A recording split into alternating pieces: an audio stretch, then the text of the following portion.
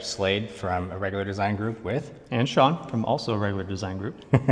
And today we're going to just kind of talk about some door procedures, some deliberate clearance stuff, and the reasons why we would talk about or choose to do a deliberate clearance versus a dynamic clearance. Deliberate clearance is going to be mostly used for something's not really driving us to a threat or through that target. So it's like a hostage rescue, right? That would be something that's really wanting me to pick up the pace. You know, say like your family was in another room and you knew that the shooter was somewhere or the threat was somewhere in that house and you needed to get through there quickly. I highly don't recommend doing dynamic clearance by yourself. And then obviously like size of the structure. This is a pretty big 2-story house that we've got. We've got a lot of angles and threats that are opened up once you get inside of there. Obviously it's meant for training, so we've got a bunch of doors and weird angles and stairwells and everything like that in there. But today it's just the two of us, and we will demonstrate deliberate and dynamic and then show you the pros and cons of both. One of the things that people I think get misconstrued when they hear deliberate clearance versus dynamic clearance, they think that the deliberate clearance means you're automatically going slow. I think that that's a misnomer. That deliberate clearance means we're just kind of changing some of the things we do outside of the door. It allows us to process some of the angles before we commit to entry into the room. But once we do commit, it's dynamic speed. We make entry at a dynamic pace. We collapse our sectors and fields of fire at the dynamic pace, and we're processing that room at a dynamic pace. And then it just kind of slows it down right before we decide where we're going to go in that structure, whether how we're going to process that door or those weird angles that we come up to. So first thing you'll see us go through is what we're going to do at the door before we make entry into the house. And again, I know like the what-isms and what-ifs and everything else, like we're not going to talk about a scenario right now. We're just talking about the gross motor movements and some of the nuanced movements as well, and some of the thought processes of what we're looking at and why we're doing what we're doing.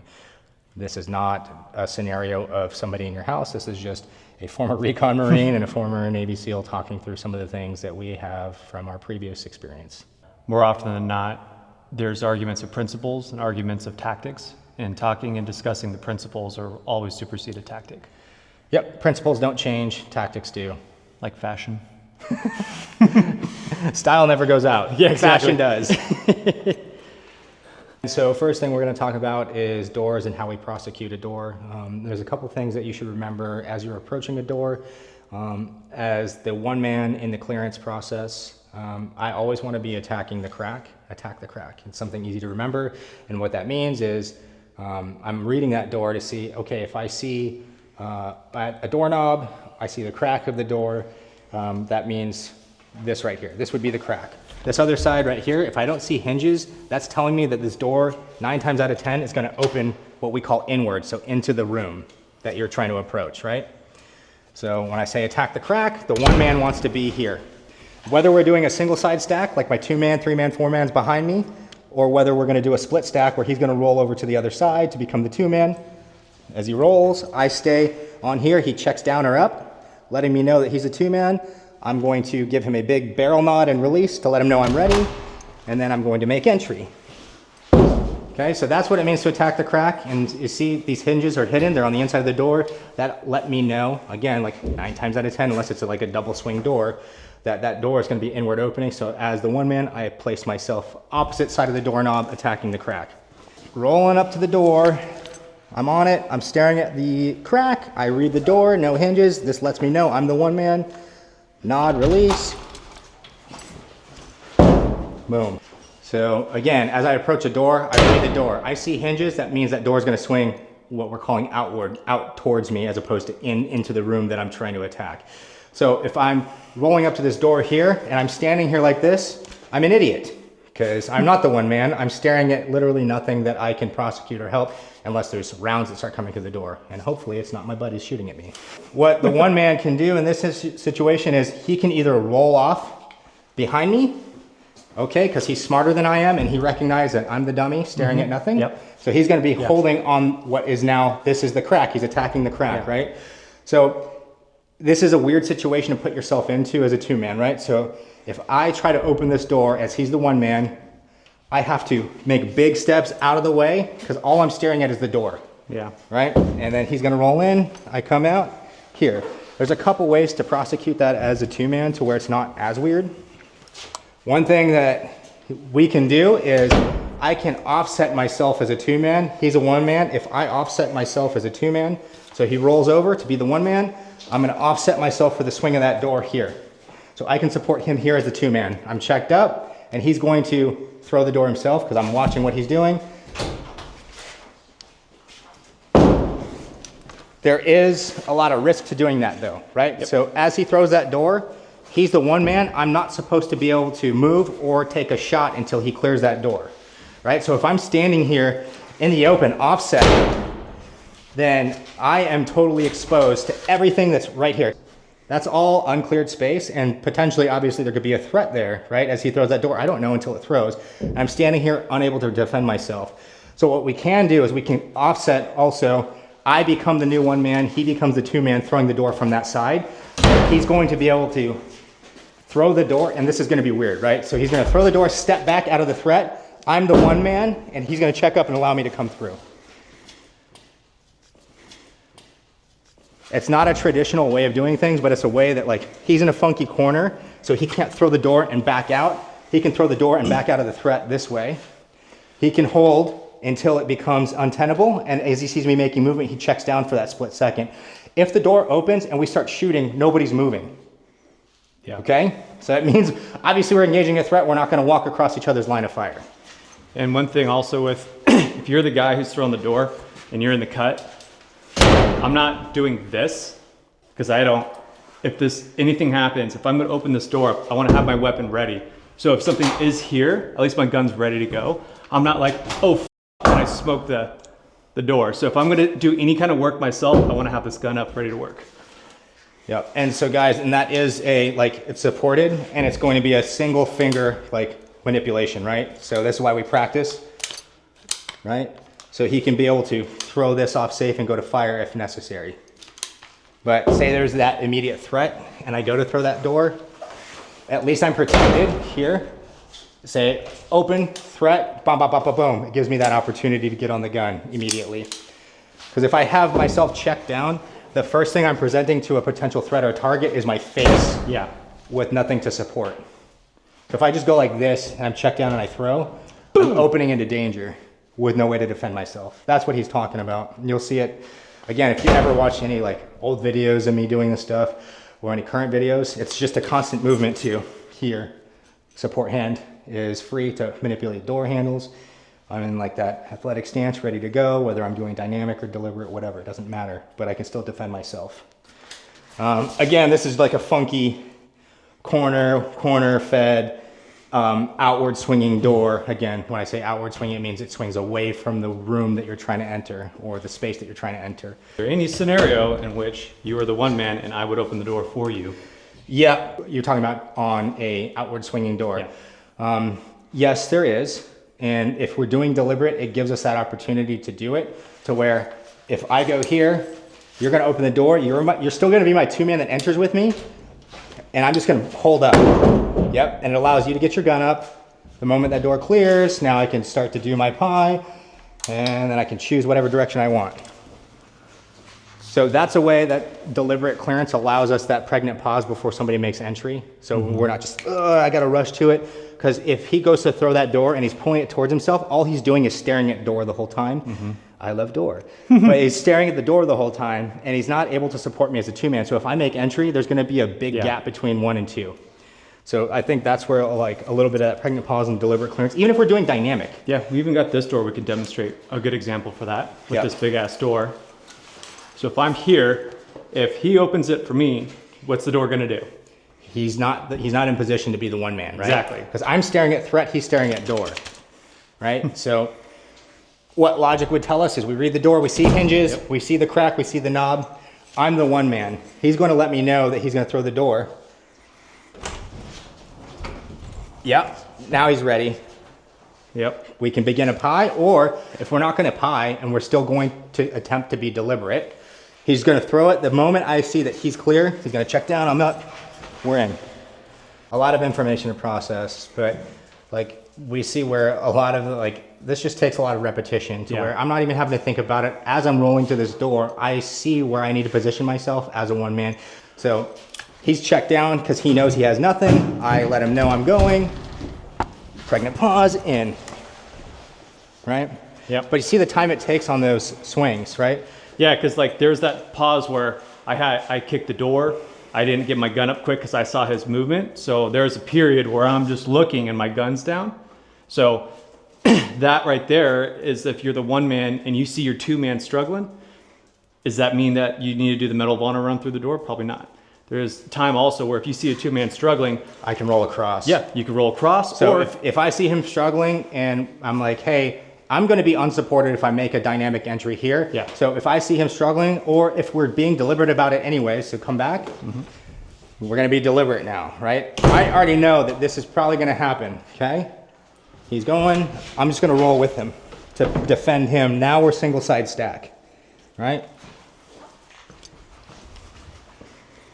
Yep. So that's a way we can support each other when we're running thin on numbers. It doesn't take that much more time than if I'm waiting for him to clear the door, waiting for him to get set, now we're gonna go.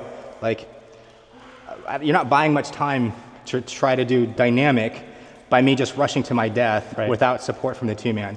I take that pregnant pause, I roll to defend him, he gives me the squeeze, letting me know he's set, now we're going. And it's still a dynamic entry at that point. It's just different what we did behind the door. If you're doing anything deliberate or dynamic, you want to make sure that you're moving at the speed in which you can process your environment. Just because you're fast doesn't mean you're safe. And a lot of times if you're going to choose speed, you're giving up security. If you're going to focus on security, you have to give up speed. But there's this happy middle ground that you can still do in deliberate where you're moving in a predictable manner that isn't getting ahead of him, or I'm not getting ahead of myself. Where I'm saying if I'm on this side of the door and I'm sitting here telling Slade I want to be the one man, but the door's going to swing open on me, why am I bird dogging and shutting him down? There has to be a point where you're like, oh, this is dumb. I need to check myself. So when people talk about CQB, they get wrapped around the axle of, I'm doing CQB, everything's different. Yeah. It's not. CQB is land warfare in a compressed battle space. So remember we're talking about principles and tactics, the principles of warfare will always apply in CQB. So it's just the tactics that evolve to meet those principles. And what are some of the principles of warfare? I always want to win the flank, and I always want to get offline if I can to start to win that flank. So that's why you'll see like points of domination, strong wall. You'll see us get through a threshold, we'll get online, and then we'll start moving into like that L-shaped ambush. Collapse back down, get online, back into an L-shaped ambush. It's just we keep doing that constantly. Well, we also have to cover ourselves while we're doing that movement. And one of the things that always helped me with CQB, outside of some of the other things that will drive the clearance, but it's cover the angles and cover your buddy's back. And then you really can't be wrong if that's what you're doing. I know you're gonna say, there's more angles than I can cover. Yeah, I realize that. That's why we use our environment and our body movement and our body language and everything else to kind of cover as many angles as possible while covering our buddy's back while he's working and he's eating. Sometimes he's not gonna see everything. Somebody's gonna see something you don't see, but it can suck that guy in, and you wanna just like slow that thing down sometimes, bring him back into, hey, I can't cover you if you're moving that fast kind of thing. So we always have to set the pace off of each other. Cool. Yeah. Just gonna demo like one room deep, what our primary secondary scan is and what we're looking at as we process it. We'll just go slow and we'll talk through what we're looking at. We'll show you from this outside view, and we'll put Jordan on the inside of the room, show you what we're looking at from the POV of maybe somebody that was in the room, whether it's a threat, non-threat. And first off, guys, we're clear and safe. I just want everybody to know that. Everybody's clear and safe because cameraman's gonna get a gun pointed at him. Yep. All right. So rolling up, I wanna be one man, so I'm just gonna freeze here. He's gonna roll by, protect himself as he rolls by, and then let him know I'm going. He checks up, we're gonna walk in. Okay, so primary scan is he has to go to far corner and collapse, and he's gonna go 1 foot off of my muzzle, and back to his secondary scan, and he's gonna go to whatever his next threat is. My primary scan is, as I make entry, I have to go deep corner and immediately primary, and I'm looking at, I'm like, okay, crap, open door, okay, cleared. All this is cleared. I know that he's collapsed off of 1 foot off of my muzzle, which would be somewhere right here. Door. So we have overlapping fields of fire. We're both processing the same thing. He might see problems that I don't see, but right now I'm looking at two big problems. I've got two open doors right in front of me. So I picked that up on my primary scan, right? Deep corner, which ends up being near corner because that was a corner fed room, but I still have to clear that blind space. And the closest alligator to the boat is we always have to go corner to 1 foot off your buddy's muzzle to corner, especially, you know, if it's a 2-man clearance. Yeah. If it's a 1-man clearance, I gotta go corner to corner, back over to next threat. Yeah. But here, corner, 1 foot off my buddy's muzzle. I'm reading the room as I'm doing the scan, right? My eyes are moving, my gun's moving with my eyes. Boom. Next threat, okay, I've got 2 doors. Immediately, he's not got anything outside of what these threats are, right? We didn't have any targets in here. We don't have dead space. He's assuming that I saw behind this thing because I didn't bird dog on that, or I didn't move over here to get out of this threat. I'm standing here to own the space that I have. It doesn't make sense for me to come off that linear threat, that direct line of threat, to come hold over here, right? So I'm gonna hold here. I can swing over here if necessary, if something presents itself, but immediately I'm gonna let him know I can't handle all of this stuff. So before I even start moving, I'm going to give him this, we'll call it just a barrel release. I'm gonna start to move up like this, and that's gonna allow him to start moving to support me on the angle that I can't cover. So he's gonna roll that on me. So I can freeze right there, but realistically, guys, this is a corner fed room. Yeah. I've seen corner to corner. I know, even as I'm rolling up, I'm looking at the crack itself to see if there's somebody that could squeeze in and hide behind here. I'm processing this the best of my ability. We have white light right now, even on nods. If I'm on nods, I'm throwing my laser in here. I'm illuminating everything I can't see, looking for feet, looking for anything like that.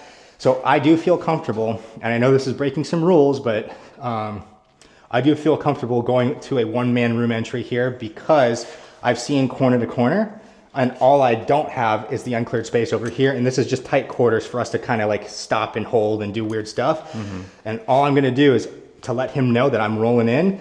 As I pass by him, I'm gonna say, on me. And that allows him to know that I'm going into that room. He's gonna come support me. He's gonna drop what he has because of that. But as you can see, decision-making process is happening as I'm rolling. Okay, I see, clear, clear, clear. My unclear space is over here in this room. So I'm just gonna say, on me. Boom. And then I've also, from my position, because as you can see, that was where I landed up. I saw that this was a corner-fed room. So I already knew that Slade had a pretty easy problem set to have with his position. So I'm already primed to be, I'm not gonna get sucked in here. I'm waiting for that trigger from Slade with that on me to flow behind him. So we're back to next threat. This is one of the situations, there's no room for a 2-man to come over here without overexposing himself. Yeah. So this is self-throw. He's just giving me that squeeze to let me know. I know guys on the internet love this. We do the thigh squeeze in NSW, not because we're gay, because nothing in the world feels like a thigh squeeze except for a thigh squeeze, right? There are times when you've got a guy and he's positioned and he's holding, where I have come up and hey, come on back, right? I'm looking somewhere else and he's holding and I'm on his shoulder. We don't ever do the shoulder squeeze because this can be misconstrued. Right. It's like I grab him to pull him back, right? Or something's happening, he's getting sucked in, and I pull him back, hey, he didn't see something, right? Yep. So we do this because this could be like go, right, if we're doing a shoulder squeeze. Yeah. The only reason why we do that thigh squeeze is because it's below all of this working area, right? If he's on his gun, I don't want to disrupt this. And this, nothing in the world feels like a thigh squeeze except for that, like it's a hamstring squeeze. And again, it looks weird, but there's a purpose to why we do it.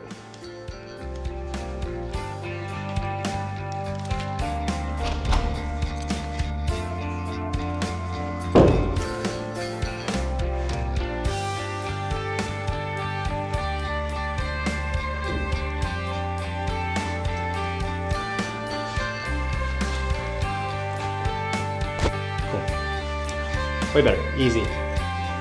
I'm kind of just waiting for your pacing. Yeah. Because I don't want to overexpose my flank when I'm holding on this as I'm walking. Right. I'm waiting for your pacing. Because again, as you're rolling up, you see that this is not a threat. If it's a threat, you're going to stop, take shots, say something. Right? If you stop moving, I got to stop moving. Right? So that's why I'm letting you like have that half to almost 1.5 steps ahead of me. Because you're seeing this and this as you're rolling. You're trusting that I'm going to pick up the things that you can't see. I'm trusting that you're going to allow my attention to be here. Yeah. You're going to roll this and hold my flank. Right.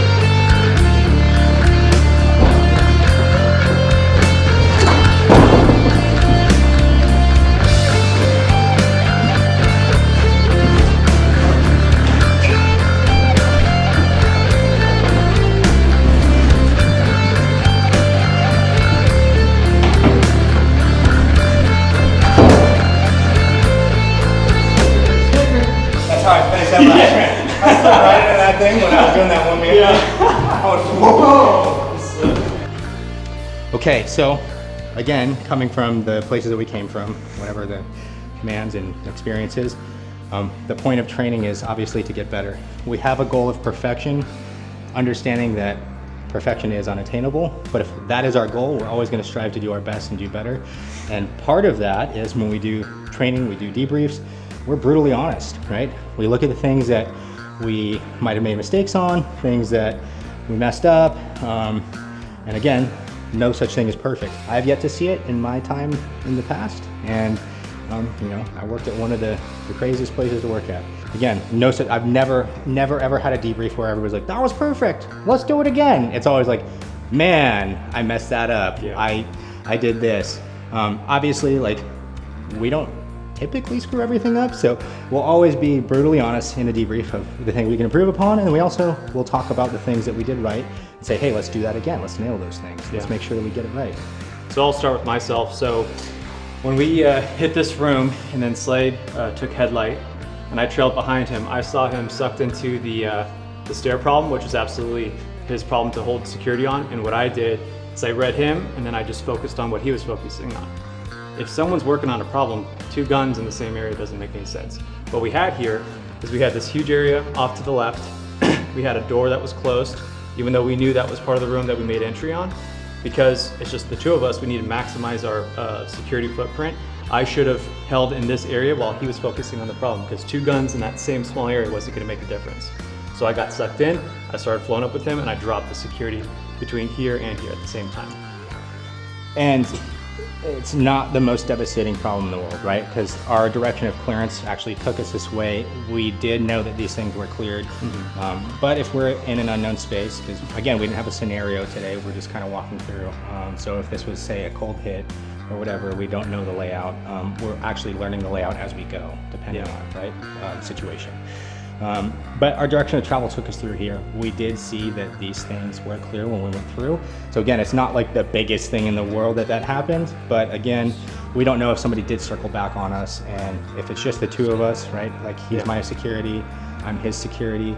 We do want to maximize that footprint of getting guns in opposite directions, especially when we're coming to these 2 intersections. So him being the pro that he is, he knows, he's like, man, I messed that up. Let's talk about that. But again, not the biggest deal in the world, just because it wasn't completely uncleared space. It's something that we had cleared and dropped for a second as we made our way through here. Well, let me add on that. Also, if you're going to be training in a house where you are becoming familiar with the footprint, that complacency that would come from feeling like you already know the layout and abdicating security just because you feel like it's become comfortable, it takes a lot of discipline to force yourself to put that gun in the area that you know you should, not because you knew you were there. Also true. Yeah. I mean, there's a couple trains of thought on that as well. I think that our pace was good for the size of the structure. You know, the fact that we've never really worked together outside of maybe like 10 minutes ago. And second story, the body language is really good between both of the rooms. So when I was bird dogging that, gave you a good early check. That top room across from the hallway feeding into that apex L-shaped room, that went really smooth. It felt good. Again, like, it feels like I've been training with you forever. It was very easy to read your body language, and I didn't have to think about what you were doing. Like, I knew what you were going to do before you did it, and again, that's a testament to the professionalism of recon units, man. I love working with you guys, love working with Rangers, Ranger Beanies, like all these guys. It's the level of professionalism across the force is great, and it's always an honor to be able to work with other units. Oh. Put yourself in my shoes. I'm working with this guy. So. Nobody, I'm stoked. No, it's fun. It's fun. And then, you know, eventually, like, we got a couple unit rifles. We're going to start doing some like force on force stuff, scenario stuff, some paper targets, and start adding different layers of complexity. Again, we're just moving through a house with no threats, nothing. It's just gross body movement stuff, gross movements. We used to call this, like, at my old command, we just called it like shadow boxing. We just get out there, move, no targets, and just to get comfortable with each other and to see what we're picking up on, what things we're dropping that we should be picking up on, and the way each one of us is going to think through a problem so we can learn each other and be predictable, right?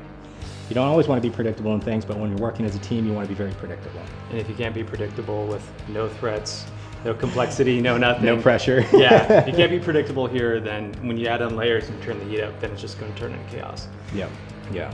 Yeah. We want to be able to manage and control that chaos, and this type of movement, these types of days of just again, like that shadow boxing, right? I'm just moving with the bros, having fun, but we're also learning a lot of how each other feel, think, and we're looking at a problem set. How is he going to look at this angle? Is he looking at the angle the same way I do? Is he going to teach me something that I've never seen before? Is he going to be like, hey dude, when you did this, you really sucked. I couldn't tell what you were looking at, Slade. Like, your body language was terrible. You did not give me a good strong barrel release. Like, okay, I need to work on that then. It's these types of days are, I think, really crucial, especially like if this is what you do for a living. If you're working in a team, these types of zero pressure days where we're just moving, no threats. I'm not even thinking about the targets yet. It's just, I'm moving through the house. I'm moving through a structure, and it allows me and my buddies to flow and learn each other and the way that we're gonna act. Mm-hmm. Yeah.